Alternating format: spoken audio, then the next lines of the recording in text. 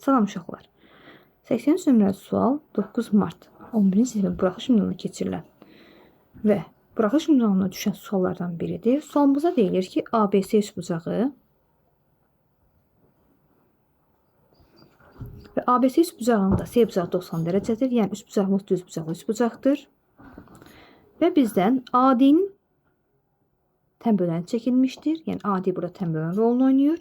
CD'nin 2,4, AB'nin 8,5 verilmişdir. Və bizdən ABD üçbucağının sahəsini istəyir. Uşaqlar, ABD üçbucağı körbucaqlı üçbucaq olduğuna görə onun sahəsini tapmaq üçün həmin oturacağa hündürlüyü biz kənardan çəkirik. Yəni BD oturacağına hündürlük onun uzantısının çəkilən hündürlükdür. Yəni hansı hündürlük? AC hündürlüyü. Yəni burada AC H-dır. BD isə N deyək. Yəni sahə nəyə bərabərdir? N vurulsun H bölünsün 2. Digər tərəfdən tənbələnin xassəsinə görə yazırıq. H-ın 2,4-ə nisbəti bərabərdir 8,5-in N-ə nisbəti. Sonra buradan yazırıq ki, tənasübə görə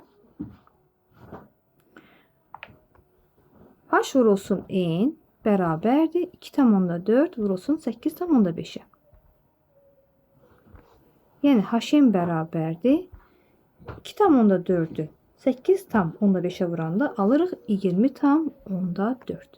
Baxın, gəlin burada HN-in yerinə gətirək 20,4-ü qoyaq. Alırıq 20,4 bölünsün 2. Cavab alınır 10,2.